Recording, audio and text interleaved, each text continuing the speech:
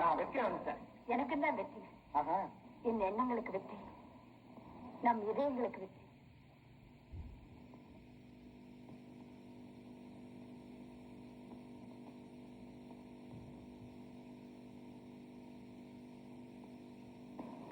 இப்போ எப்படி?